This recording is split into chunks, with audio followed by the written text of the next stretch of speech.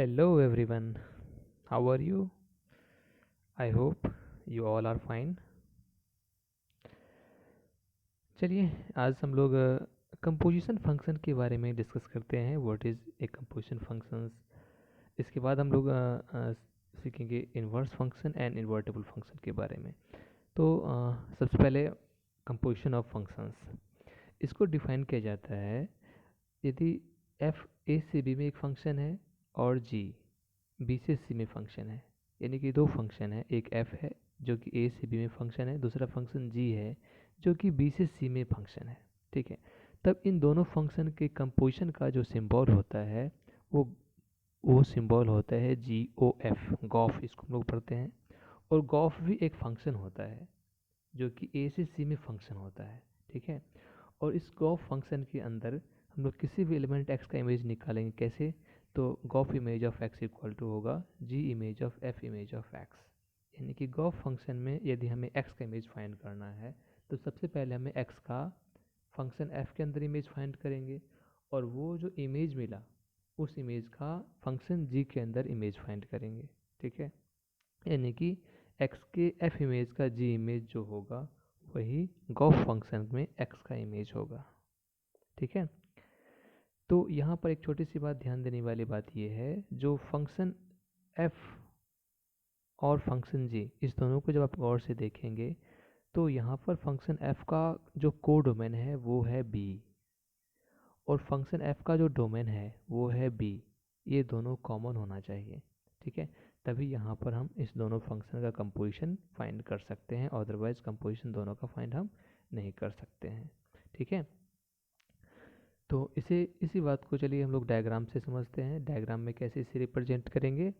तो यहाँ पर मैंने दो फंक्शन लिया है डायग्राम में, आप देख सकते हैं। एक फंक्शन f है जो कि सेट a से सेट b में फंक्शन है, दूसरा फंक्शन है g, वो सेट b से सेट c में फंक्शन है।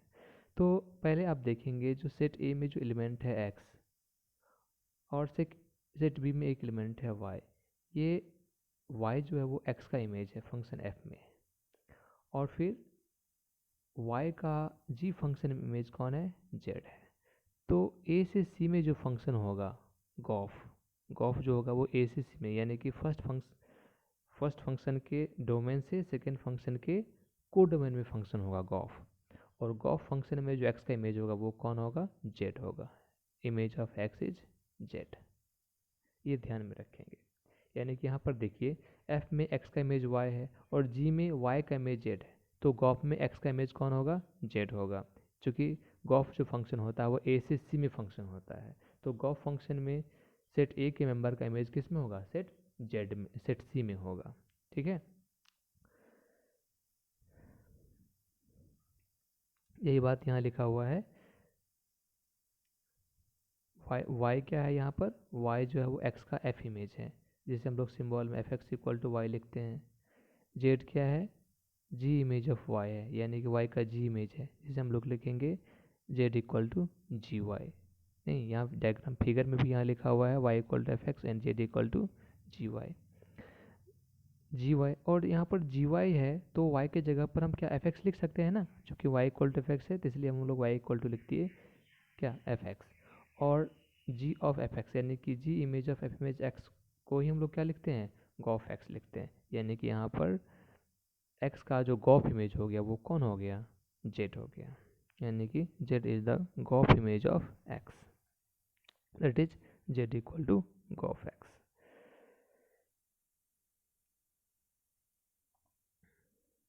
यहाँ पर एक छोटी सी बात ध्यान रखेंगे, जब हम गॉफ फंक्शन में x का इमेज फाइंड करते हैं तो देखिए इसे हम लोग कैसे लिख रहे हैं। इसको हम लोग लिख रहे हैं gof image of x equal to G F X. ये इसको थोड़ा सा देखिए, यहाँ पर क्या किया गया है, जो g और f के बीच में जो o सिंबल है उस o को रिमूव करके एक ब्रैकेट लगा दिया गया है। देखिए जहाँ पर o है o को एक रिमूव कर दिया गया है, o को रिमूव करके और एक ब्रैकेट लगा दिया गया है। इसी से हमें पता चल जाएगा जो गॉफ इमेज ऑफ x कैसे फाइंड करेंगे। नहीं, पहले हम लोग क्या करेंगे, जी एक्स का फंक्शन f में इमेज निकालेंगे और फिर उस इमेज का फंक्शन g में इमेज निकालेंगे। That is Gauff image of x equal to G image of f image of x। ये हम लोग कभी भी आगे फाइंड करना होगा गॉफ इमेज ऑफ एक्स, वहाँ पर फंक्शन अलग अलग हो सकता है, फंक्शन जी हो सकता है, एच हो सकता है, यानी किसी भी दो फंक्शन कंपोजिशन के अंदर हमें किसी एलिमेंट का इमेज फाइंड करना होगा तो ये रूल फाइंड करेंगे। वहाँ से दोनों फंक्शन के बीच में जो ओ रहेगा उस ओ को रिमूव करेंगे और एक ब्रैकेट यूज़ करेंगे। ठीक है, चलिए इसे एग्जाम्पल से समझते हैं, कंपोजिशन ऑफ फंक्शन को एग्जाम्पल से समझते हैं। जैसे कि मैंने पहले यहाँ पर 3 सेट लिया है, एक सेट ए है, दूसरा सेट बी है हमारा, तीसरा सेट सी है। दो फंक्शन यहाँ पर मैंने माना है, फंक्शन एफ ए से बी में फंक्शन है, फंक्शन जी जो है वो बी से सी में फंक्शन है। फंक्शन एफ को मैंने डिफाइन किया है, फंक्शन एफ में 1 का इमेज 2 है, 2 का इमेज 4 है, 3 का इमेज 6 है। जबकि फंक्शन जी में 2 का इमेज 3 है, 3 का इमेज 4 है, 4 का इमेज 5 है एंड 6 का इमेज 7 है।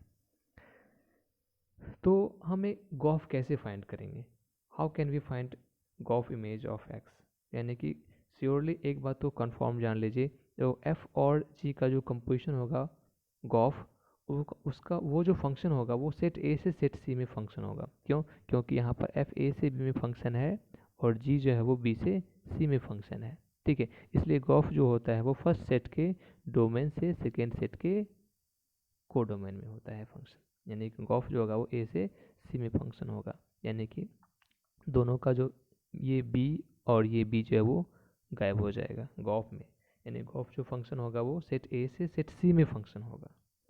ठीक है, अब हमें गॉफ फाइंड करना है, यानी कि गॉफ में गॉफ कैसे फाइंड करेंगे। गॉफ में तो ये तो पता चल गया जो गॉफ ए से सी में फंक्शन होगा, लेकिन गॉफ में किस एलिमेंट का इमेज कौन सा होगा, तो ये कैसे फाइंड करेंगे। तो इसके लिए हम लोग दोनों फंक्शन को थोड़ा सा ध्यान देंगे। जो यहाँ पर देखेंगे, जो फंक्शन एफ में जो हमारा फंक्शन एफ है इसमें 1 का इमेज 2 है। अब जी फंक्शन जी में देखेंगे जो 2 का इमेज क्या है, तो जी फंक्शन में देखिए 2 का इमेज कितना है, 3 है। तो जब एफ में 1 का इमेज 2 है और जी में 2 का इमेज 3 है, तो गॉफ फंक्शन में 1 का इमेज कौन होगा, 3 होगा। गॉफ फंक्शन में 1 का इमेज कौन होगा, 3। ठीक इसी प्रकार 2 का इमेज 4 है, फिर देखेंगे 4 का इमेज कितना है, देखेंगे 4 का इमेज 5 है, तो गॉफ फंक्शन में 2 का इमेज कितना होगा, 2 का इमेज 5 होगा। चलिए इसे हम लोग डायग्राम से थोड़ा अच्छा से समझेंगे। यहाँ पर देख लीजिए फंक्शन एफ में, देखिए फंक्शन एफ ये है, हमारा फंक्शन एफ है और ये फंक्शन है जी।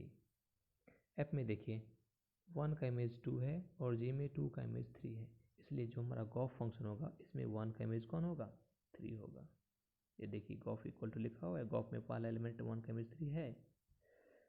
फिर सेकंड देखिए एफ फंक्शन में 2 का इमेज 4 है और जो हमारा जी फंक्शन है उसमें 2 का इमेज 5 है, तो गॉफ फंक्शन में 2 का इमेज कौन होगा, 5 होगा, 2 5, सेकेंड एलिमेंट इसका हो गया 2 5। फिर एफ फंक्शन में 3 का इमेज 6 है और जी फंक्शन में 6 का इमेज 7 है, इसीलिए गॉफ फंक्शन में 3 का इमेज कौन होगा, 7 होगा। इस प्रकार गॉफ फाइंड कर सकते हैं। ठीक है, चलिए आगे एक और एग्जांपल देखते हैं।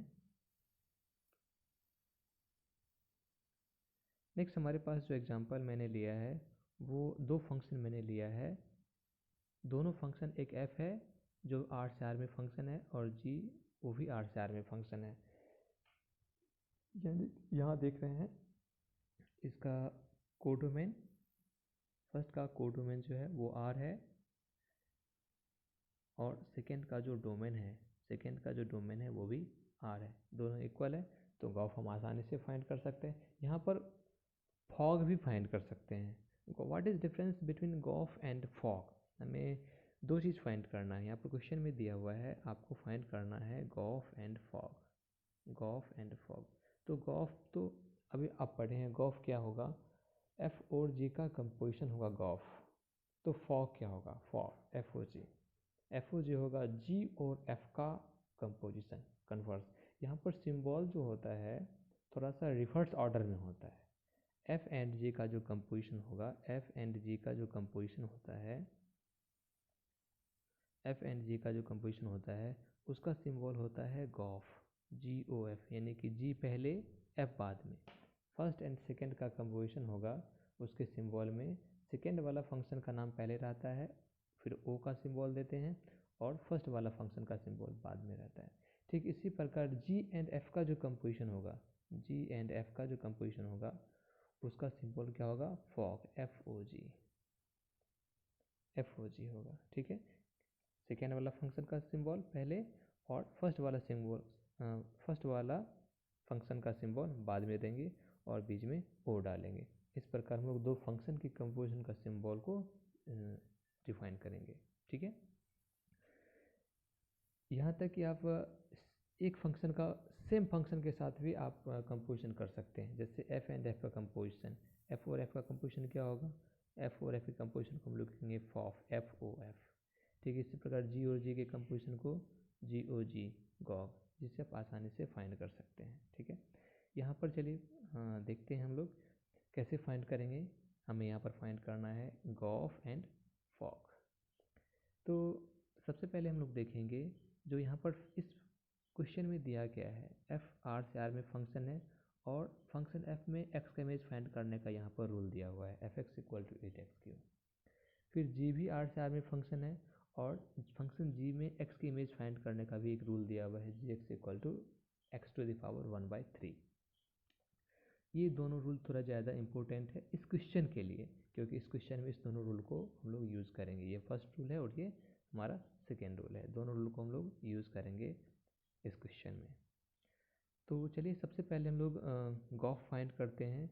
जो हमारा गॉफ है, गॉफ वो तो ज़रूर आर से आर में फंक्शन होगा, क्योंकि एफ और जी दोनों आर से आर में ही फंक्शन है, तो गॉफ और फॉग दोनों ही आर से आर में ही फंक्शन होगा। नाउ अब हमें फाइंड करना है गॉफ इमेज ऑफ एक्स कैसे फाइंड करेंगे।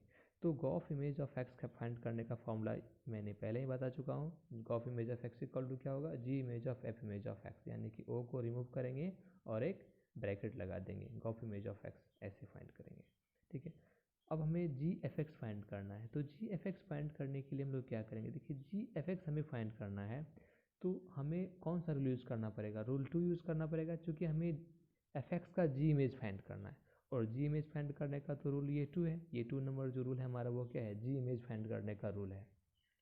तो यहाँ पर हमें एफ एक्स का जी इमेज फाइंड करना है, तो इसके लिए हमें क्या करना पड़ेगा, इस रूल 2 में एक्स को रिप्लेस करना पड़ेगा एफ एक्स में।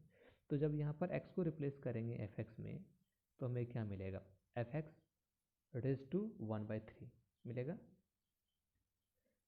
और फाइनली इसके बाद हम लोग क्या करेंगे, एफ एक्स का वैल्यू डाल देंगे। एफ एक्स का जो रूल, एफ एक्स का वैल्यू कहाँ है, रूल 1 से है, तो रूल 1 से हम लोग क्या करेंगे, एफ एक्स का वैल्यू पुट कर देंगे। तो हमें क्या मिलेगा, हमें मिलेगा 8x3, चूँकि f x equal to 8x3 है इसलिए यहाँ पर मिलेगा 8x3 रेज टू 1/3।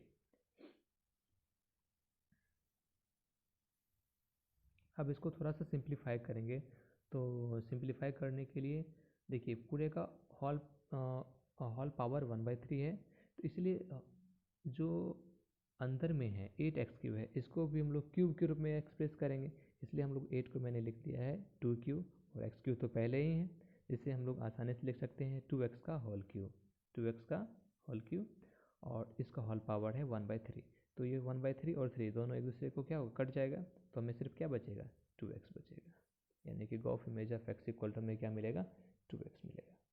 ठीक इसी प्रकार फॉग भी आसानी से फाइंड कर सकते हैं। फॉग भी जो होगा वो भी आर से आर में ही फंक्शन होगा, क्योंकि जी और एफ दोनों ही आर से आर में ही फंक्शन है, इसलिए फॉग जो होगा वो भी आर से आर में ही फंक्शन होगा। अब fog image of x find करने के लिए हम लोग सेम फॉर्मूला यूज़ करेंगे। फॉग इमेज ऑफ एक्स कैसे फाइंड करेंगे, ओ को रिमूव करेंगे और ब्रैकेट यूज़ कर देंगे, यानी कि fog image of x equal to F image of ji image of X. अब हम सबसे पहले F image of ji image find करने के लिए रूल फर्स्ट यूज़ कर रहे हैं, क्योंकि एफ इमेज निकालने का रूल है 1। तो एफ इमेज ऑफ एक्स क्या है, 8x3 है। ऊपर में देख सकते हैं आप, एफ इमेज ऑफ एक्स क्या होगा, 8x3 शायद होगा, देखिए है yes 8x3। F image of x क्या है, 8x3। लेकिन हमें यहाँ पर एक्स का इमेज नहीं फाइंड करना है, हमें यहाँ पर किसका इमेज फाइंड करना है, फंक्शन एफ में जी एक्स का इमेज फाइंड करना है। तो हम लोग रूल 1 में क्या करेंगे, x को रिप्लेस कर देंगे gx में, यानी x को रिमूव करेंगे और वहाँ पर gx क्या करेंगे, सब्स्टिट्यूट कर देंगे। तो हमें क्या मिलेगा, 8 इंटू gx का होल क्यूब। फिर क्या करेंगे, gx का भी वैल्यू दिया हुआ है रूल 2 में, तो रूल 2 से gx का वैल्यू रख देंगे। gx का वैल्यू रूल 2 में कितना है, x टू द पावर 1/3, तो 8 into X to the power 1/3 whole power 1/3, तो ये 1/3 पावर 3 पावर फिर से कट जाएगा, तो हमें सिर्फ क्या बचेगा, 8x मिलेगा। यानी कि यहाँ पर फॉग इमेज ऑफ x जो मिला वो मिला हमें 8x। इस प्रकार गॉफ एंड फॉग आसानी से फाइंड कर ले सकते हैं आप। सिर्फ गॉफ एंड फॉग ही नहीं, बल्कि आप फॉफ, FOF, GOG ये सब भी आसानी से फाइंड कर सकते हैं। ठीक है, यहाँ पर एक इम्पोर्टेंट नोट है, मैंने पहले आपको बताया यहाँ पर जो दो फंक्शन की कंपोजिशन को फाइंड करने के लिए फर्स्ट फंक्शन का कोडोमेन b और सेकेंड फंक्शन का डोमेन b, यानी कि ये दोनों कॉमन होना चाहिए। ठीक है, तो कभी कभी आपको कॉमन नहीं मिलेगा, जब कॉमन वहाँ पर यदि नहीं मिल रहा है तो एक बात का होना नेसेसरी है, जो फर्स्ट फंक्शन यानी कि f का जो रेंज है वो रेंज वो सबसेट होना चाहिए g के डोमेन का। ठीक है, तब आप निकाल सकते हैं, यानी कि this is the necessary condition for to composition of two function to be defined. दो फंक्शन की कंपोजिशन को डिफाइन होने के लिए फर्स्ट फंक्शन का रेंज और सेकेंड फंक्शन का डोमेन, ये दोनों रेंज जो होना चाहिए फंक्शन f का रेंज वो सबसेट होना चाहिए सेकेंड फंक्शन का डोमेन का। ओके, इस बात को थोड़ा ध्यान रखेंगे।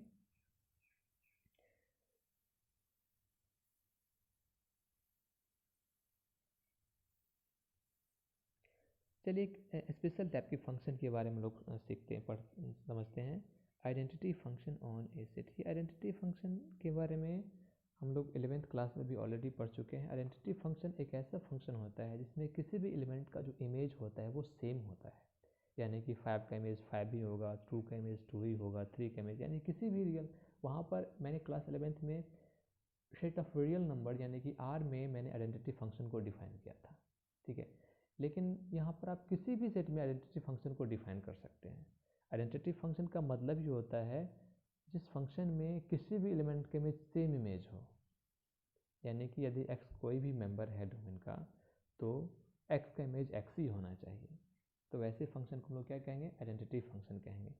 यहाँ पर हम लोग किसी भी सेट में आइडेंटिटी फंक्शन को कैसे डिफाइन करेंगे, जैसे हमारे पास एक सेट A है, इस सेट ए में आइडेंटिटी फंक्शन, पहले देखिए आइडेंटिटी फंक्शन का सेट ए में एक आइडेंटिटी फंक्शन का जो सिंबल होता है वो होगा IA, यानी कि सेट ए में आइडेंटिटी फंक्शन को का सिंबल IA होता है। इस फंक्शन में IA image of x is equal to x, मैंने पहले बता दिया आइडेंटिटी फंक्शन में किसी भी एलिमेंट का इमेज सेम एलिमेंट होता है for all x belongs to a, that is IA image of x equal to x for all x belongs to a, यानी कि ए में जितना भी एलिमेंट है सभी के लिए सभी एलिमेंट का जो इमेज होना चाहिए वो एलिमेंट स्वयं ही होना चाहिए। फॉर एग्जांपल, मैंने यहाँ पर एक एग्जांपल लिया है, इसे आप आसानी से देख सकते हैं। यहाँ पर मैंने एक सेट लिया है A जिसके मेंबर्स हैं 1 2 4 5 एंड 6।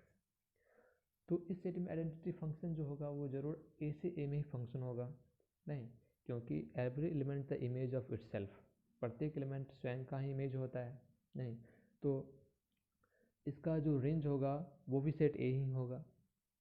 तो इसलिए आइडेंटिटी फंक्शन जो होता है वो ए से ए में फंक्शन होगा। ए से ए में आइडेंटिटी फंक्शन, यहाँ पर सिंबल देख सकते हैं फिर से IA ही है। और अब इस दोनों सेट को गौर से देखिए, इस फंक्शन में 1 का इमेज 1 ही है, 2 का इमेज 2 ही है, 4 का इमेज 4 है, 5 का इमेज 5 है, 6 का इमेज 6 है नहीं। तो आइडेंटिटी फंक्शन में एक ऐसा फंक्शन होता है जिसमें किसी भी एलिमेंट का इमेज सेम वही एलिमेंट होता है। ठीक है, अब हम लोग invertible function and inverse function के बारे में सीखेंगे, क्या होता है invertible function and inverse function. सबसे पहले हम इन्वर्टिबल फंक्शन के बारे में समझेंगे। जैसे कि मान लीजिए कोई फंक्शन है f जो कि a से b में फंक्शन है, तो इस फंक्शन को इन्वर्टिबल फंक्शन कब कहेंगे, तभी कह सकते हैं जब एक फंक्शन g जो कि b से a में होना चाहिए वो ऐसा एग्जिस्ट करना चाहिए ताकि दोनों फंक्शन f और g का जो कंपोजिशन हो वो आइडेंटिटी फंक्शन हो, यानी कि गॉफ जो होना चाहिए वो ए में आइडेंटिटी फंक्शन होना चाहिए, और फॉग जो होना चाहिए वो सेट बी में आइडेंटिटी फंक्शन होना चाहिए। यानी कि आप इसे दूसरे टर्म में भी कह सकते हैं, दूसरे लैंग्वेज में भी कह सकते हैं। Gof image of x x होना चाहिए for all x belongs to a, और fog image of y y ही होना चाहिए for all y belongs to b. ये दो नेसेसरी कंडीशन है किसी फंक्शन को इन्वर्टेबल होने के लिए।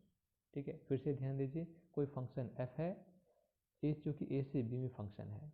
ठीक है, तो इस इन्वर्टेबल फंक्शन इस फंक्शन को इन्वर्टेबल शो करने के लिए हमें एक अन्य फंक्शन जी ढूंढना होगा जो कि बी से ए में होना चाहिए।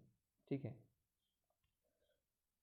ऐसा फंक्शन हमें ढूंढना है जी, ताकि दोनों का कंपोजिशन एफ और जी का कंपोजिशन आइडेंटिटी फंक्शन हो।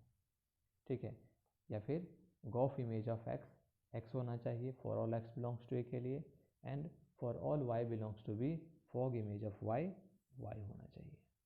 ठीक है, यहाँ पर आई ए और आई बी के बारे में फिर से बताना चाहूँगा। आई ए क्या है, आई ए जो है वो ए में आइडेंटिटी फंक्शन है, और आई बी क्या होता है, आई बी होगा सेट बी में आइडेंटिटी फंक्शन होगा। और ये जो आप जो फंक्शन जो डिफाइन किए हैं, जो आप ढूंढे हैं फंक्शन जी, इस नए फंक्शन जी को हम लोग कहेंगे फंक्शन एफ का इनवर्स।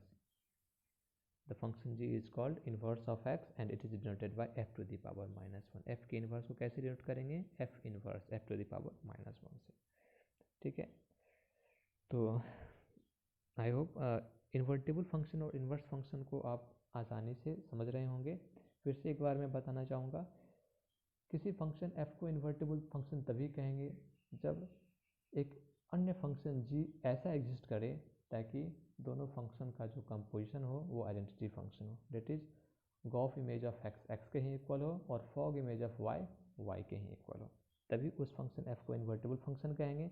और जो न्यू फंक्शन आप जो ढूंढे हैं, जो आप डिफाइन किए हैं g, ठीक है, इस g फंक्शन को, जो g निश्चित रूप से b से a में फंक्शन होना चाहिए, इस g फंक्शन को हम लोग क्या कहते हैं, फंक्शन f का इन्वर्स फंक्शन कहते हैं, और इसका सिंबल होता है f टू द पावर -1। चलिए कुछ इंपॉर्टेंट नोट है, यहाँ थोड़ा ध्यान देंगे। पहला नोट क्या है वो देख लीजिए। फर्स्ट नोट है, यदि f a से b में फंक्शन है वो इन्वर्टिबल है तो f inverse o f image of x equal to x। ये मैं पहले ही बता चुका हूँ, किसी फंक्शन का इन्वर्स फंक्शन और वो फंक्शन, इस दोनों का जो कंपोजिशन होगा वो आइडेंटिटी फंक्शन होगा, जो कि मैंने वहाँ पर सिंबल जी लिया था पीछे। तो गॉफ मैंने बताया था ना, गॉफ इमेज ऑफ एक्स और fog image of y y, तो जी तो एफ इनवर्स होता है, इसलिए मैंने वहाँ पर जी, यहाँ पर मैंने जी को रिप्लेस कर दिया एफ इनवर्स में। तो आपको मिल रहा है f inverse o f image of x equal to f for all x belongs to a, and f o f inverse y equal to y for all y belongs to b. दूसरा note ध्यान देने वाली बात है, ये थोड़ा सा ज़्यादा इंपॉर्टेंट चीज़ है। f यदि a से b में फंक्शन है और वो इन्वर्टेबल फंक्शन है, और f इनवर्स जो है वो फंक्शन f का इन्वर्स है, तब यदि फंक्शन f में x का इमेज y है तो इसके इन्वर्स फंक्शन में y का इमेज x होगा। रिवर्स इमेज होता है फंक्शन f में। देख लीजिए, यदि fx इक्वल टू y है, यानी कि फंक्शन f में x का इमेज y है, तो इसके इन्वर्स फंक्शन में y का इमेज x होगा। आप पहले भी देख चुके हैं, और डोमेन कोडोमेन भी इंटरचेंज कर जाता है। यदि f a से b में फंक्शन है तो उसके इन्वर्स फंक्शन का डोमेन b होगा, और कोडोमेन यानी कि वो इन्वर्स फंक्शन जो होता है वो b से a में फंक्शन होता है। नहीं, यहाँ पर भी वही बात है, जो यदि फंक्शन f में x का इमेज y है तो उसके इन्वर्स फंक्शन में y का इमेज x होगा। ठीक है,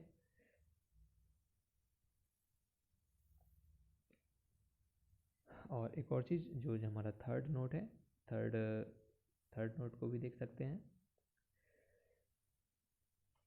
जैसे कि ये थर्ड नोट कहता है, two functions f and g are said to be equal if, that is f equal to g if and only if range of f equal to range of g and domain of f equal to domain of g। yes, ये बात को मैं आपको class 11th में भी बता चुका हूँ। दो फंक्शन को इक्वल कब कहेंगे, जब दोनों का डोमेन इक्वल हो और दोनों का रेंज भी इक्वल हो, तभी दोनों फंक्शन को हम लोग क्या कहेंगे, इक्वल कहेंगे। ठीक है,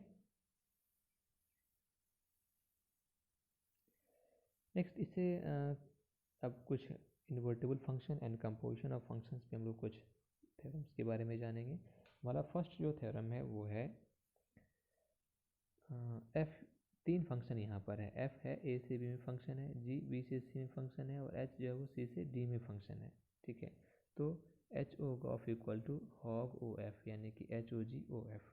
यहाँ पर दोनों में अंतर देखिए, फर्स्ट वाले में गॉफ एक साथ है, जी और एफ एक साथ है, और सेकेंड वाले में जो एच और जी एक साथ है। ठीक है, पहले वाले में एच अलग है और दूसरे वाले में एफ अलग है, तो दोनों फंक्शन जो होगा वो इक्वल होगा। तो दोनों इक्वल होगा, इसको दोनों को इक्वल शो करने के लिए हमें दोनों का पहले डोमेन इक्वल दिखाना पड़ेगा, फिर दोनों का रेंज भी इक्वल दिखाना पड़ेगा। तो चलिए पहले हम लोग दिखाते हैं दोनों का डोमेन सेम है। तो सबसे पहले जब आप इसे देखेंगे, फंक्शन एफ ए से बी में फंक्शन है और फंक्शन जी जो है बी से सी में फंक्शन है, तो दोनों का कंपोजिशन गॉफ जो होगा वो ए से सी में फंक्शन होगा। ठीक है, फिर से देखिए, गॉफ जो है वो ए से सी में फंक्शन है और एच जो है वो सी से डी में फंक्शन है। अब इस दोनों का कंपोजिशन होगा वो होगा ये एच ओ गॉफ, और एच ओ गॉफ कहाँ से कहाँ फंक्शन होगा, सेट ए से सेट डी में फंक्शन होगा। इस प्रकार आप देख रहे हैं जो गॉफ एच ओ गॉफ जो फंक्शन है इसका डोमेन हो गया हमारा ए।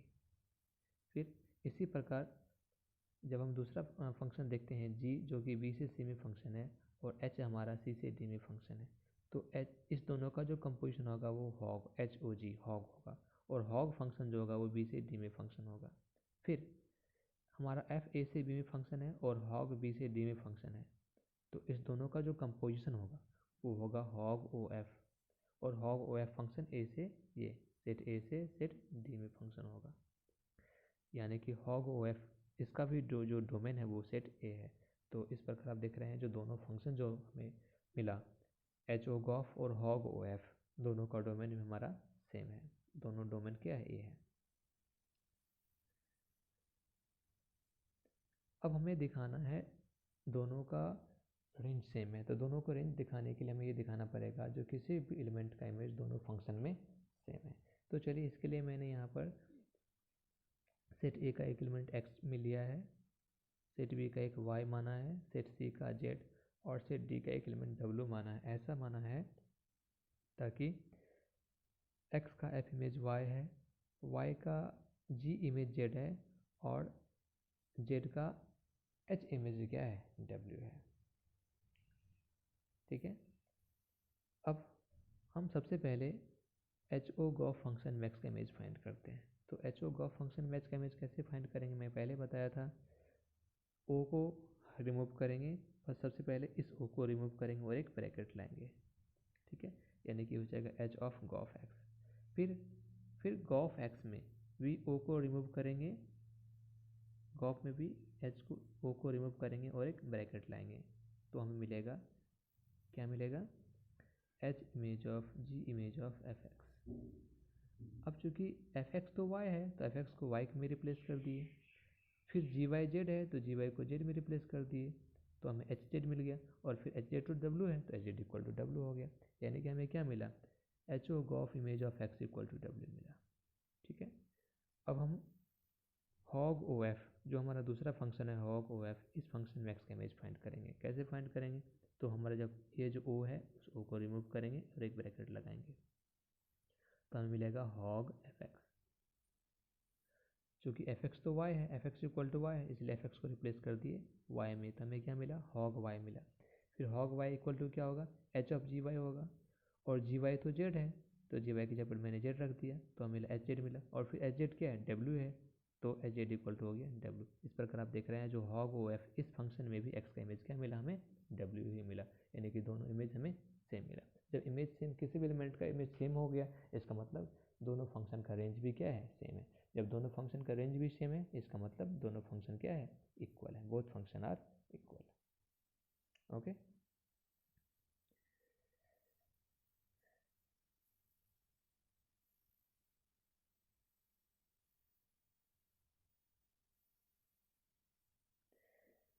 चलिए नेक्स्ट आगे बढ़ते हैं। सॉरी, सेकेंड थ्योरम पे बढ़ते हैं। सेकेंड थ्योरम हमारा क्या है, सेकेंड थ्योरम कह रहा है ये, जो किसी भी फंक्शन में का कंपोजिशन आइडेंटिटी फंक्शन से करने पर उस फंक्शन में कोई इफेक्ट नहीं आता है। यानी कि जैसे देख लीजिए, एफ एक फंक्शन है ए से बी में फंक्शन है, और आई ए आई बी ये दोनों आइडेंटिटी फंक्शन है सेट ए में और सेट बी में। ठीक है, तो I b o F F ही है और एफ ओ आई ए भी एफ ही है, यानी कि आइडेंटिटी फंक्शन से किसी भी फंक्शन में कंपोजिशन करने पर या किसी फंक्शन का आइडेंटिटी फंक्शन के साथ कंपोजिशन करने पर हमें सेम फंक्शन मिलता है। चलिए इसको प्रूफ करके देखते हैं। अब आप चूँकि यहाँ पर आई ए और आई बी के बारे में जान रहे हैं, I a and I b both are identity function on set a and set b respectively. Therefore, for all x belongs to A, for all x belongs to A, and for all y belongs to A, IA image of x equal to x होगा and IB image of y y ही होगा। Now, अब हम लोग assume कर लिए हैं x का एक एलिमेंट A एंड y का एक एलिमेंट B एज्यूम किए हैं इन such a way date f image of x equal to y.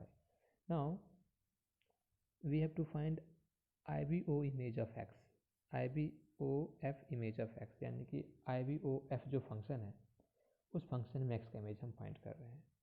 तो I b o image of f x, I b o f image of x क्या होगा, ओ को remove करेंगे और क्या करेंगे, ब्रैकेट लगा देंगे, तो ये हमें मिलेगा I b of f x, I b of f x. और एफ एक्स तो चूँकि y है इसलिए एफ एक्स को रिप्लेस कर देंगे y में, तो मिलेगा आई बी वाई। और आई तो आइडेंटिटी फंक्शन है इसलिए I b y equal to y ही होगा, y। फिर से यहाँ देख सकते हैं y जो है वो फिर से एफ एक्स के ही इक्वल है, तो y equal to F x हो गया। इस प्रकार आप देख रहे हैं जो I b o f x है एफ एक्स के इक्वल आ रहा है, नहीं आ रहा है ना, I b o f x equal to क्या मिल रहा है, एफ एक्स, नहीं इसका मतलब आई बी ओ एफ जो है वो एफ के ही इक्वल है। ठीक है, इसी प्रकार सिमिलर वे हम f o I a image of x find कर रहे हैं, तो f o I a image of x equal to होगा f image of I a image of x. और आई ए तो आइडेंटिटी फंक्शन है इसलिए आई एक्स तो एक्स ही होगा, यानी कि एफ एक्स ही होगा। इस प्रकार आप देख रहे हैं f o I image of x equal to F image of x, that is f o I a equal to f a. इसी बात को मैंने नोट में लिखा है। ऊपर वाला थ्योरम में क्या बताता है, जो किसी फंक्शन का आइडेंटिटी फंक्शन के साथ कंपोजिशन करने पर या आइडेंटिटी फंक्शन का किसी अन्य फंक्शन के साथ कंपोजिशन करने पर हमें वो सेम फंक्शन पर मिलता है, यानी कि उस फंक्शन में कोई इफेक्ट नहीं आता है। और कुछ इंपॉर्टेंट नोट है, इसको थोड़ा ध्यान रखेंगे। फर्स्ट नोट यहाँ पर मैंने बताया हूँ, यदि दो सेट में सेम नंबर ऑफ एलिमेंट हैं, यानी कि दो सेट एक सेट ए है और एक सेट बी है और दोनों में सेम नंबर ऑफ मेंबर्स हैं, ठीक है, और एफ ए से बी में फंक्शन है जो कि 1 1 है, तो श्योरली एफ जो होगा वो क्या होगा, ऑन टू फंक्शन होगा। ध्यान दीजिए, यदि दो सेट है ए और बी दोनों में सेम नंबर ऑफ मेंबर्स है और एक फंक्शन f है जो कि ए से बी में फंक्शन है, वो 1 1 फंक्शन है, तो निश्चित रूप से वो ऑन टू फंक्शन भी होगा। हमारा दूसरा नोट है, यदि कोई फंक्शन f है ए से ए में फंक्शन है और वो 1 1 है, तो निश्चित रूप से वो भी ऑन टू ही होगा, ऑन टू भी होगा। तीसरा नोट यहाँ पर ये है, जो सेट ए से सेट ए में आप कितने 1 1 फंक्शन फाइंड कर सकते हैं, यानी कि how many possible functions 1 1 functions possible from a to a. तो नंबर ऑफ ए का factorial, factorial of number a, number of a का हम लोग क्या कर देंगे, फैक्टोरियल फाइंड कर देंगे, फैक्टोरियल ऑफ नंबर ऑफ ए, नहीं उतने होंगे। जैसे कि मान लीजिए कि सेट में 2 एलिमेंट हैं या 3 एलिमेंट है सेट ए में, ठीक है, तो ए से ए में कितने 1 1 फंक्शन फाइंड कर सकते हैं, फैक्टोरियल 3। फैक्टोरियल 3 आसानी से फैक्टोरियल 3 निकालना आप जानते हैं, फैक्टोरियल 3 इक्वल टू क्या होता है, 3 × 2 × 1, ठीक है, तो इतने होंगे सेट ए से सेट ए में ही आइडेंटिटी फंक्शन, सॉरी 1 1 फंक्शन का नंबर्स।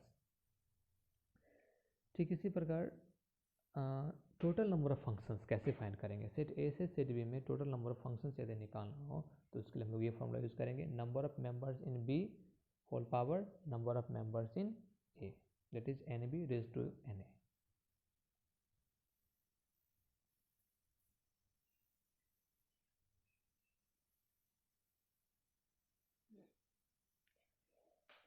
चलिए यहाँ पर एक और इम्पोर्टेंट क्वेश्चन को देखते हैं। ये हमारा क्वेश्चन है, पहले देखेंगे क्वेश्चन को। एफ जी और एच ये 3 फंक्शन है और तीनों ही आर से आर में फंक्शन है, R set of real number होता है, तो ये तीनों आर से आर में फंक्शन है और हमें शो करना है, फर्स्ट शो करना है f plus g o h equal to f o h plus g o h और f into g o h equal to f o h into g o h. तो दोनों में हम एक को देखते हैं। पहले हम लोग एज्यूम कर लिए हैं एक्स जब आर का कोई मेंबर है, वो आर्बिट्रेरी मेंबर है, ठीक है। अब हम सबसे पहले f plus g o image of x find करते हैं। तो यहाँ पर एडिशन के पहले यहाँ पर कंपोजिशन का फॉर्मूला यूज़ किया है। कैसे? ओ को रिमूव करके एक ब्रैकेट लगा दिया, ठीक है। तो हमें मिला क्या? F of f plus g image of h x. अब हम लोग क्या करेंगे? एडिशन का फॉर्मूला यूज़ करेंगे जो क्लास 11th में ही पढ़े हैं, addition of functions. F plus g function में एक्स का इमेज निकालना, तो कैसे निकालेंगे? F x plus g x करके निकालते हैं। ठीक इसी प्रकार f plus g of h x क्या होगा? F of h x plus g of h x. अब मैंने बताया जैसे कि ओ को हटाने पर एक ब्रैकेट लगाते हैं, तो ब्रैकेट हटाने पर हमें ओ लगाना पड़ेगा। तो यहाँ पर मैंने ब्रैकेट, ये जो ब्रैकेट है उसको हटा करके मैंने क्या लगा दिया? ओ लगा दिया। तो हमें क्या मिलेगा? F o h image of x, और इसमें क्या मिलेगा? G o h image of x, जिसे हम लिख सकते हैं f o h plus g o h image of x. इस प्रकार आप देख रहे हैं जो आपको f plus g o h equal to क्या मिल रहा है? F o h plus g o h मिल रहा है। इसमें आप प्लस की जगह पर, प्लस को हर जगह जहाँ जहाँ प्लस है उसको रिमूव कीजिए और इंटू का साइन लगा दीजिए, तो आप सेकेंड वाला को क्या कर सकते हैं? आसानी से प्रूफ कर सकते हैं। देख लीजिए, हर जगह प्लस की जगह पर क्या है? इंटू है।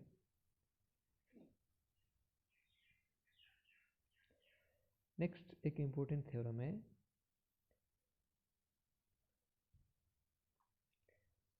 ये थ्योरम कहता है यदि कोई फंक्शन इन्वर्टिबल है, यानी कि यदि किसी फंक्शन का इन्वर्स एग्जिस्ट करता है तो वो यूनिक होगा। यानी किसी फंक्शन, यदि कोई इन्वर्टिबल फंक्शन है तो उसका ओनली वन, एक और केवल एक ही उसका इन्वर्स होगा और एक से ज़्यादा इन्वर्स नहीं हो सकता है। इसे कैसे प्रूफ करेंगे? तो मैंने यहाँ पर एज्यूम कर लिया है एक फंक्शन एफ है, ए से बी में फंक्शन है, वो इन्वर्टिबल फंक्शन है। और यदि पॉसिबल है तो मैंने इसका दो इन्वर्स एज्यूम किया है, एक इन्वर्स एज्यूम किया है एफ और एक इन्वर्स एज्यूम किया है जी। मैंने दो इन्वर्स एज्यूम किया है, दोनों बी से ए में फंक्शन है, ठीक है। अब एक्स मैंने एक एलिमेंट माना है ए का और वाई एलिमेंट माना है बी का, such that f x equal to y, ताकि एक्स का जो एफ इमेज हो वो वाई के इक्वल हो।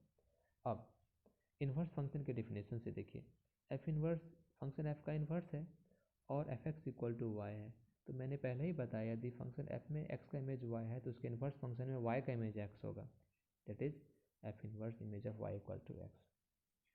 ठीक इसी प्रकार जी भी तो एफ का इन्वर्स फंक्शन है और f x equal to y है, यानी कि यदि फंक्शन एफ में एक्स का इमेज वाई है तो उसके इन्वर्स फंक्शन यानी कि जी फंक्शन में वाई का इमेज कौन होगा? एक्स होगा।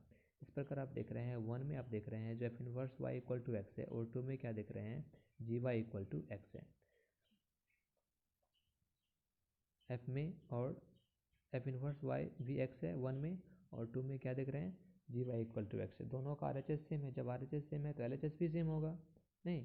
इस प्रकार आप देख रहे हैं जो f inverse y equal to g inverse g y, that is f inverse equal to g. ठीक है, यानी कि मैंने शुरू में क्या किया था? फंक्शन एफ का दो इन्वर्स एज्यूम किया था, तो दोनों क्या आ गया? इक्वल आ गया। इसका मतलब क्या हुआ? इसका मतलब ये हुआ जो यदि फंक्शन एफ इन्वर्टिबल है, यानी कि उसका इन्वर्स एग्जिस्ट करता है, तो कितना उसका इन्वर्स कितने होंगे? एक, और सिर्फ एक ही होंगे और एक से ज़्यादा नहीं हो सकते। क्योंकि मैंने एक से ज़्यादा एज्यूम किया तो वो दोनों क्या आया? इक्वल आ गया। इसलिए किसी भी फंक्शन का इन्वर्स यदि एग्जिस्ट करता है तो वो यूनिक होगा।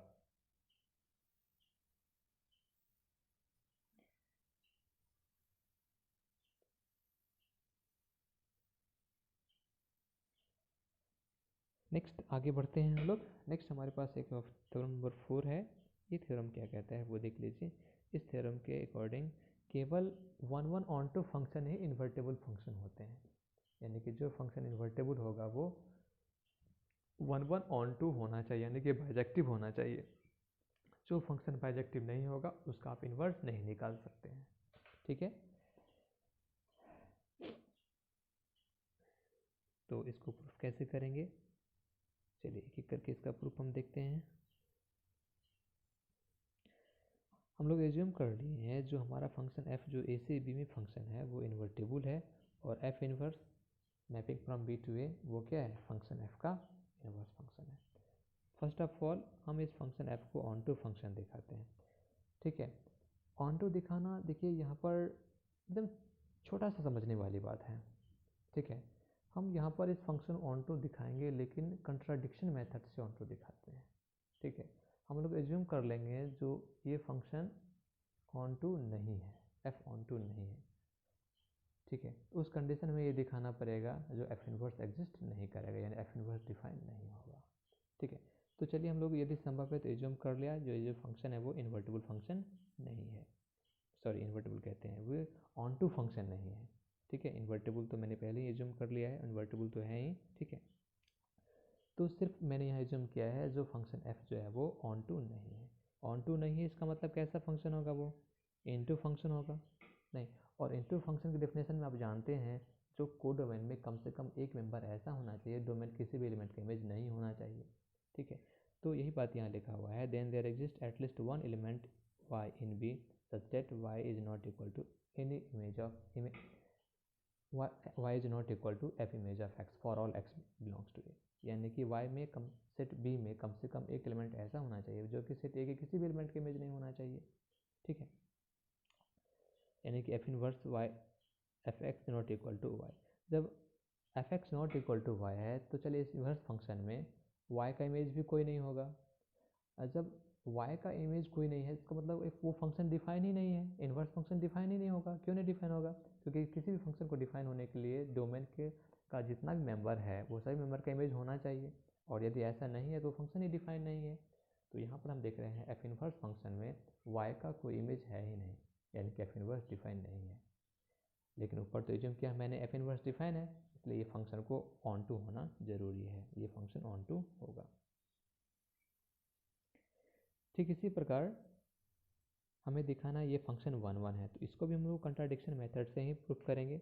यहाँ पर यदि पॉसिबल है तो मैंने एज्यूम कर लिया ये फंक्शन 1 1 नहीं है, ठीक है। जब फंक्शन 1 1 नहीं है तो फंक्शन कैसा होगा, मैनी वन होगा। और मैनी वन फंक्शन का क्या कंडीशन है, कोडोमेन में एटलीस्ट 2 एलिमेंट ऐसा होगा जो कि सेम एलिमेंट का इमेज होगा, नहीं, या फिर डोमेन में 2 एलिमेंट ऐसा होगा, ठीक है, जो दोनों एलिमेंट डिफरेंट होना चाहिए लेकिन दोनों का इमेज क्या होना चाहिए, सेम होना चाहिए। यानी कि 2 डिफरेंट एलिमेंट x1 x2 मैंने लिया है सेट ए का, ठीक है, इन सच ए वे डैट दोनों का इमेज क्या होना चाहिए, सेम होना चाहिए, और वो सेम इमेज मैंने y एज्यूम कर लिया, ठीक है। अब देखिए x1 का इमेज y है, फंक्शन f में x1 का इमेज y है, तो इनवर्स फंक्शन में y का इमेज क्या होगा, x1 होगा। ठीक इसी प्रकार x2 का भी इमेज भी y ही है, तो उसके तो f के इनवर्स फंक्शन में y का इमेज कौन होगा, x2 होगा। अब यहाँ पर आप देख लीजिए जो f इनवर्स y भी x1 है और f इनवर्स y x2 भी है, ये क्या बताता है, जो एक एलिमेंट का 2 डिफरेंट टाइप के इमेज हैं, ऐसा किसी फंक्शन में पॉसिबल नहीं है। फंक्शन किसी फंक्शन में वो फंक्शन तभी डिफाइन होता है जब डोमेन में जितने मेंबर होते हैं सभी मेंबर का one and only one image हो। तो यहाँ पर देख रहे हैं जो y का इनवर्स f इनवर्स फंक्शन में 2 इमेज है, x1 भी है x2 भी है। इस प्रकार यहाँ पर हम देख रहे हैं जो f इनवर्स डिफाइन नहीं है, बट f इनवर्स तो ऑलरेडी मैं एज्यूम कर चुका हूँ जो डिफाइन है, इसलिए यहाँ पर जो हम ये एज्यूम किए हैं वन, ये जो फंक्शन 1 1 नहीं है ये एज्यूम किए हैं, ठीक है, ये हमारा क्या है, रॉन्ग है, यानी कि फंक्शन निश्चित रूप से 1 1 है। इस प्रकार आप देख रहे हैं जो ये फंक्शन 1 1 भी है और 1 2 भी है, यानी कि ये फंक्शन बाइजेक्टिव है। एक छोटा सा बात फिर से देखेंगे, जो इन्वर्स फंक्शन को पिक्चर के रूप में, डायग्राम के रूप में कैसे रिप्रेजेंट करेंगे। देखिए यहाँ पर हमारे पास सेट ए है और ये सेट बी है, और सेट ए से बी में फंक्शन है एफ, तो जो इन्वर्स फंक्शन होगा वो सेट बी से सेट ए में फंक्शन होगा, सेट बी से सेट ए में फंक्शन होगा, ठीक है। यदि फंक्शन f में x का इमेज y है तो इसके इन्वर्स फंक्शन में y का इमेज x होगा, यानी कि जस्ट रिवर्स कर देंगे। इन्वर्स फंक्शन में a और b को तो रिवर्स करते ही हैं, साथ साथ इमेज भी इमेज को भी क्या करना पड़ता है, रिवर्स करना पड़ता है। फॉर एग्जाम्पल में यहाँ आप देख सकते हैं, जैसे कि मान लीजिए मैंने एक सेट यहाँ पर a लिया है और एक सेट b लिया है और एक फंक्शन लिया है f, a से b फंक्शन लिया है f। इस फंक्शन f में 1 का इमेज 3 है, 2 का इमेज 5 है, 3 का इमेज 7 है। तो बताइए इसके इन्वर्स फंक्शन कैसे फाइंड करेंगे। इसका जो इन्वर्स फंक्शन होगा वो सेट बी से सेट ए में फंक्शन होगा, ठीक है, सेट बी से सेट ए में फंक्शन होगा। तो एफ इन्वर्स फंक्शन में बताइए किसका इमेज कौन होगा, जल्दी बताइए। एफ में 1 का इमेज 3 है तो इन्वर्स फंक्शन में देखिए 3 का इमेज 1 है, फिर f में 2 का इमेज 5 है तो इन्वर्स फंक्शन में 5 का इमेज 2 है। f में 3 का इमेज 7 है तो उसके f इन्वर्स में 7 का इमेज 3 है। ठीक है, यानी कि यहाँ पर इमेज और फिर इमेज भी क्या हो जाता है, रिवर्स कर जाता है इन्वर्स फंक्शन में। चलिए आगे बढ़ते हैं। नेक्स्ट हमारा है थ्योरम नंबर 5। फिफ्थ थ्योरम में क्या है वो देखते हैं। चलिए यहाँ पर दो फंक्शन है, एक फंक्शन f है जो कि a से b में फंक्शन है और दूसरा फंक्शन है g, वो भी b से c में फंक्शन है और ये दोनों फंक्शन इन्वर्टेबल है। f a से b में फंक्शन है और g जो b से c में फंक्शन है और दोनों इन्वर्टेबल फंक्शन है। तो दोनों का जो कंपोजिशन होगा गॉफ, वो भी इन्वर्टेबल होगा। गॉफ इज इन्वर्टेबल नहीं, एंड गॉफ का इन्वर्स क्या होगा, g o f inverse equal to f inverse और g इन्वर्स। फिर से यहाँ देखिए रिवर्स ऑर्डर में है ये, g o f inverse equal to f inverse और g इन्वर्स। इससे g इन्वर्स और f इन्वर्स नहीं लिख सकते हैं ये रिवर्स ऑर्डर में है। ठीक है, तो इसको भी चलिए प्रूफ करके देखते हैं। अब चूँकि f इन्वर्स और g इन्वर्स ये दोनों किसका इन्वर्स है, f का इन्वर्स है और g का इन्वर्स है। ठीक है, तो f inverse o f I a होगा, f o f inverse I b होगा, g inverse o g I b होगा और जी ओ जी इन्वर्स आई सी होगा। ये बात मैं पहले ही बता चुका हूँ इन्वर्स फंक्शन के डेफिनेशन में ही। नहीं, इन्वर्स फंक्शन और कोई फंक्शन और उसका इन्वर्स फंक्शन का जो कंपोजिशन होता है वो क्या होता है, आइडेंटिटी फंक्शन होता है, इसलिए ऐसा यहाँ हो रहा है। अब आगे बढ़ते हैं। हमें गॉफ को शो करना है इन्वर्टेबल, तो गॉफ को इन्वर्टेबल शो करने के लिए हमें क्या करना पड़ेगा, एक ऐसा फंक्शन ढूंढना पड़ेगा ताकि गॉफ को उसके साथ कंपोजिशन करने पर आइडेंटिटी फंक्शन मिले। नहीं, जबकि यहाँ पर तो थ्योरम में ही दिया हुआ है जो गॉफ का जो इन्वर्स है वो कौन है, एफ इन्वर्स ओ जी इन्वर्स है, ये दिया हुआ ही है। नहीं, तो हम लोग क्या करते हैं, गॉफ को एफ इन्वर्स ओ जी इन्वर्स जो फंक्शन है इसके साथ ही हम लोग क्या करते हैं, कंपोजिशन करके देखते हैं। तो चलिए देखिए यहाँ पर मैंने क्या किया है, गॉफ का कंपोजिशन किसके साथ किया है, एफ इन्वर्स और जी इन्वर्स के साथ किया है।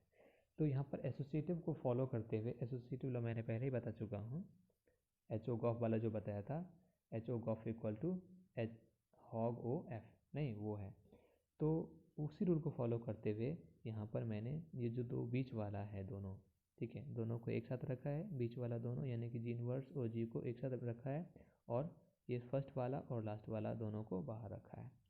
बीच में क्या मिला हमें, जी ओ जी इन्वर्स, तो जी ओ जी इन्वर्स आइडेंटिटी फंक्शन होगा, आई सी ऊपर लिखा हुआ है आई सी, और एफ इन्वर्स ओ आई सी आइडेंटिटी फंक्शन के साथ ऑपरेशन करने पर तो कोई इफेक्ट ही नहीं आता है, इसलिए फिर से क्या होगा, एफ इन्वर्स ही रहेगा, एफ इन्वर्स और ये एफ है तो एफ, और फिर f inverse o f identity function है, आई ए है तो ये आइडेंटिटी फंक्शन हो गया।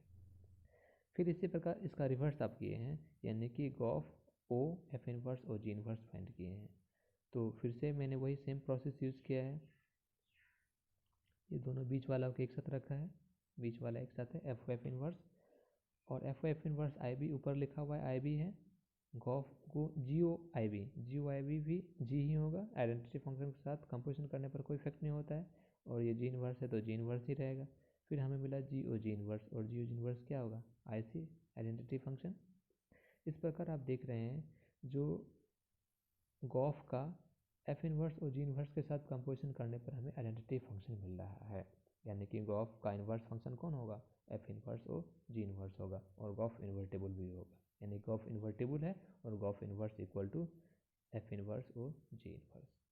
ठीक है, नेक्स्ट जो हमारा थ्योरम है, थ्योरम नंबर 6, वो है यदि कोई फंक्शन एफ है, वो ए से बी में फंक्शन है, वो इन्वर्टेबल है, ठीक है, और एफ इन्वर्स जो है वो एफ का इन्वर्स फंक्शन है, तो एफ इन्वर्स भी इन्वर्टेबल होगा और एफ इन्वर्स का जो इन्वर्स होगा वो एफ होगा। ये तो वही बात हुई ना भाई, किसी चीज़ को एक बार उल्टेंगे तो ऐसा मिलेगा और फिर से दोबारा उलट देंगे तो फिर से सीधा मिल जाएगा ना, नहीं, तो एफ इन्वर्स का जो इन्वर्स होगा वो एफ ही होगा। कैसे इसे दिखाएंगे, बहुत ही आसान तरीका है इसको दिखाने का, क्योंकि एफ इन्वर्स जो है वो एफ का इन्वर्स फंक्शन है, तो f inverse o f I a होगा, नहीं, and f o f inverse I b होगा। इसी को मैंने रिवर्स ऑर्डर में लिख दिया है, इसको पहले लिख दिया है, इसको बाद में लिखा है, यानी कि f o f inverse I b and f inverse o f I a है। तो यहाँ में तो यही तो कंडीशन होता है किसी फंक्शन का इन्वर्टिबल होने का। एफ इनवर्स एक फंक्शन है, हमें इसको इन्वर्टिबल शो करने के लिए एक फंक्शन ढूंढना पड़ेगा जिसके साथ उसका ऑपरेशन करने पर, कंपोजिशन करने पर आइडेंटिटी फंक्शन मिले। तो हमें एक फंक्शन एफ तो मिल ही रहा है ना, एफ इनवर्स का एफ के साथ ऑपरेशन करने पर आई भी, और एफ का एफ इनवर्स के साथ एफ का एफ इनवर्स के साथ कंपोजिशन करने पर आई ए मिल रहा है। इसका मतलब ये वो एफ इनवर्स इन्वर्टिबल फंक्शन है, और एफ इनवर्स का जो इनवर्स है वो एफ ही है।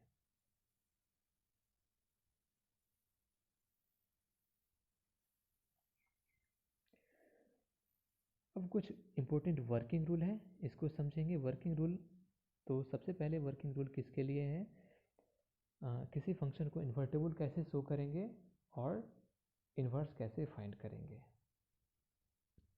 तो सपोज डेट मान लीजिए हमारे पास एक फंक्शन f है, इस फंक्शन को इन्वर्टिबल शो करना है और इसका इन्वर्स फाइंड करना है। तो ज़्यादा नहीं, कुछ स्टेप्स को फॉलो करेंगे। फर्स्ट स्टेप क्या कर रहे हैं वो देख लीजिए। एज्यूम कर लीजिए x a का एलिमेंट है और y b का एलिमेंट है, such that f x equal to y. First step में एज्यूम ही करना है, सिर्फ डोमेन का एलिमेंट x, को डोमेन का एलिमेंट y और f x equal to y, ये तीन चीज़ एज्यूम कर लीजिए।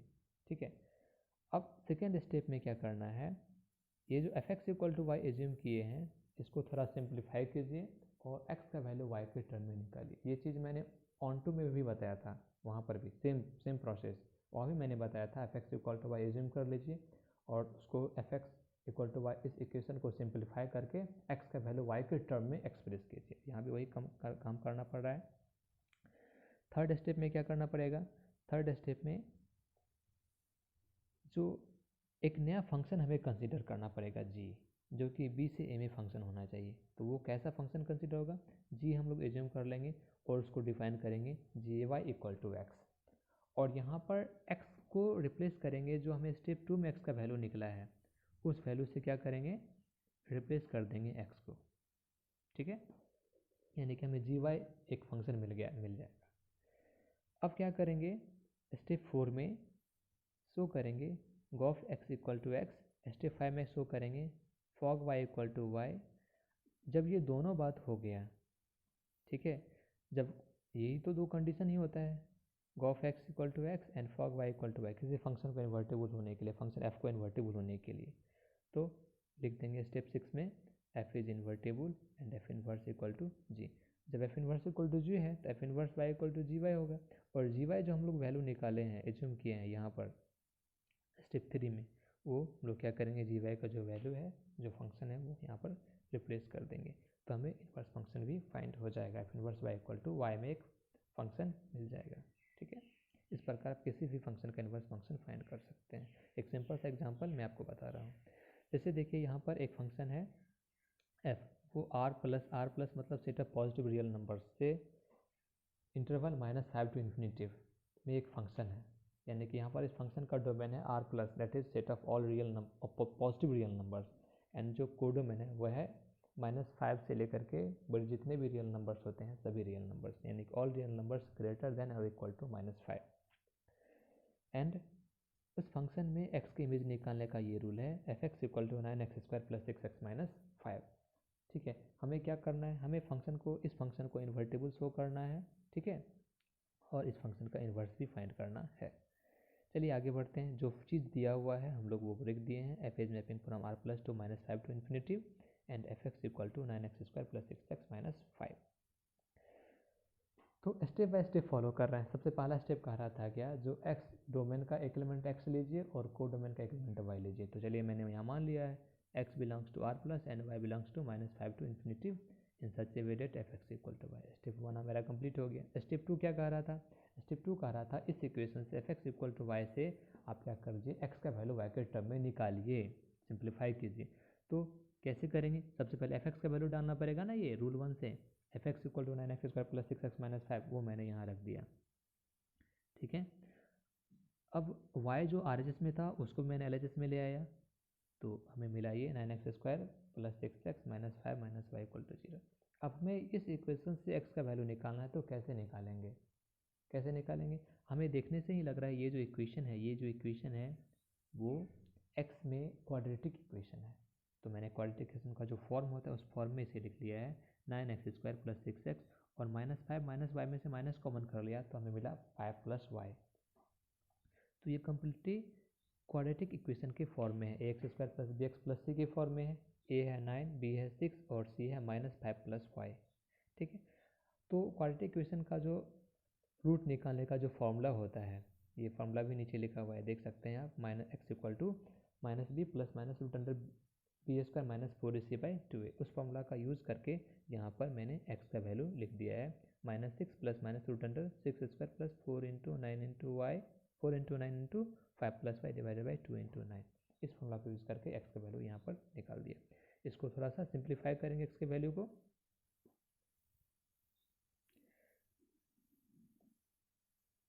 अब यहाँ देख सकते हैं इसका प्रोसेस सिंप्लीफाई करने का, कैसे सिंप्लीफाई किया गया है। ठीक है,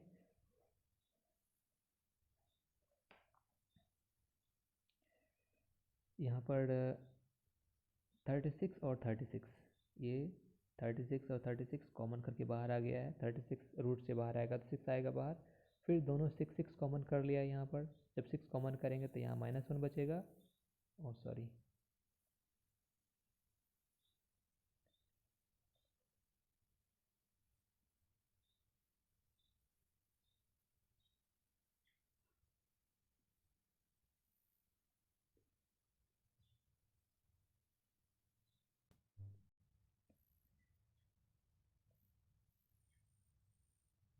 हाँ, तो जब दोनों में से 6 कॉमन कर लेंगे, इस दोनों में 6 कॉमन करेंगे तो यहाँ -1 बचेगा और यहाँ बचेगा ±√6 + y, और ये 6 से नीचे 18 कटेगा तो नीचे 3 बचेगा। तो इस प्रकार हमें x का जो वैल्यू मिला वो क्या मिला, x = -1 + -√6 + y/3। लेकिन जो यदि यहाँ पर जब माइनस लेंगे, x का वैल्यू यदि हम लेंगे -1 -√6 + y / 3, तो ये एक निगेटिव रियल नंबर है। लेकिन हमारे यहाँ पर जो डोमेन है वो क्या है, r+ है, पॉजिटिव रियल नंबर्स का सेट है। तो x का वैल्यू जो हो वो निगेटिव वाला नहीं हो सकता है, तो कौन होगा, पॉजिटिव वाला लेंगे, यानी कि -1 +√6 + y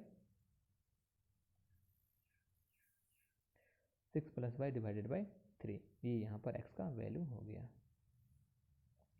तो सेकेंड स्टेप भी हमारा कंप्लीट हो गया, x को y के टर्म में एक्सप्रेस कर दिया। अब थर्ड स्टेप में क्या कह रहा था, थर्ड स्टेप में कह रहा है जो आप एक नया फंक्शन कंसीडर कीजिए g, जो कि को डोमेन से डोमेन में हो, यानी कि b से a में हो। तो हमारा को डोमेन से डोमेन में मैंने एक फंक्शन कंसीडर किया है g, in such a way that g image of y = x। फिर कह रहा था जो स्टेप 2 में जो आपने x का वैल्यू निकाला है, ये वैल्यू, ठीक है, ये x की वैल्यू को x के जगह पर क्या कीजिए, रिप्लेस कर दीजिए। तो हमारे पास यहाँ पर g इमेज ऑफ y निकल गया -1 +√6 + y / 3। अब स्टेप 4 को फॉलो करेंगे। स्टेप 4 कह रहा है आप दिखाइए गॉफ x = x। तो गॉफ x = x दिखाने के लिए हम लोग गॉफ x निकालेंगे। गॉफ इमेज ऑफ x = क्या होगा, g इमेज ऑफ fx होगा। अब g image of x find करने के लिए पहले g इमेज ऑफ fx कैसे फाइंड करेंगे, यानी कि fx का g इमेज फाइंड, ये इसी रूल 2 से ही फाइंड करेंगे। जो हमारा रूल 2 दिया हुआ है, ये रूल 2, इसी रूल 2 से g इमेज ऑफ x हम लोग फाइंड करेंगे। g image of fx find करेंगे, कैसे फाइंड करेंगे, अरे सिंपली y को, y यहाँ पर है, y को रिप्लेस कर देंगे, किससे, fx से रिप्लेस कर देंगे, यानी कि जहाँ जहाँ y है वहाँ पर fx रख करके हम लोग लिख देंगे। तो हमें यहाँ मिलेगा -1 +√6 + fx / 3। और अब fx का भी वैल्यू रख देंगे, fx का वैल्यू ऊपर दिया हुआ है, ऊपर शायद पीछे वाला पेज में था ये fx का वैल्यू, देखिए रिवर्स पेज में देखिए fx का वैल्यू क्या था, 9x², ये था fx का वैल्यू 9x² + 6x - 5, ये डाल दिए।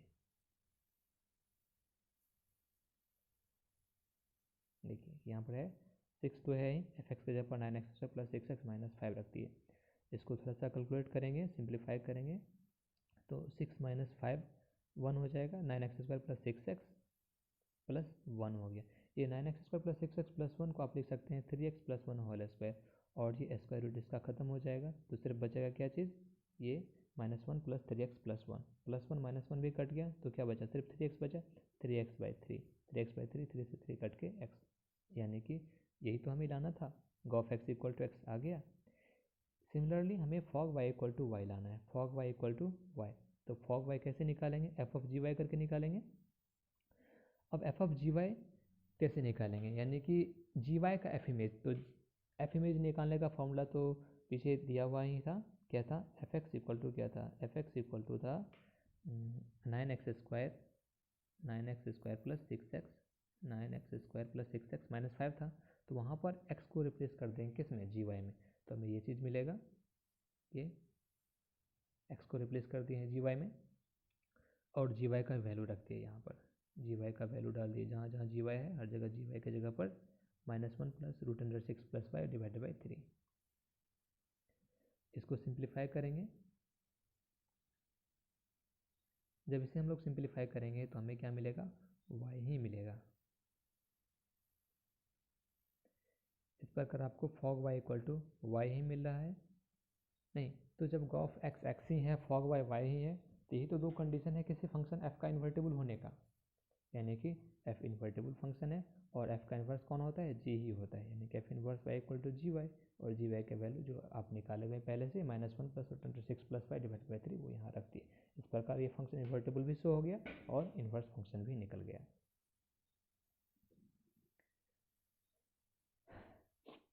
आगे एक और एग्जांपल के लिए क्वेश्चन है, ठीक है, जिसे आप आसानी से बना सकते हैं। यहाँ पर जो क्वेश्चन है, इस क्वेश्चन में देखिए जो मल्टीपल स्टेप में यहाँ फंक्शन डिफाइन है, एफ जो है वो डब्ल्यू सी डब्ल्यू में फंक्शन है, डब्ल्यू जो है यहाँ पर सेट ऑफ होल नंबर्स है। तो इस फंक्शन में एक्स का इमेज निकालने के दो रूल हैं, एक्स का इमेज x-1 होगा या फिर x+1 होगा। x-1 कब होगा, जब x ऑड हो, और x+1 कब होगा, जब x इवन हो, ठीक है। अब हमें शो करना है ये फंक्शन इन्वर्टेबल है, और तब हमें इसका इन्वर्स फंक्शन निकालना है, इन्वर्स निकालना है, ठीक है। तो सेम पीछे वाला जो रूल है उसको आप फॉलो कीजिए, ठीक है। आप आसानी से इसको समझ सकते हैं और फिर आसानी से इसे प्रूफ कर सकते हैं। Okay, thank you.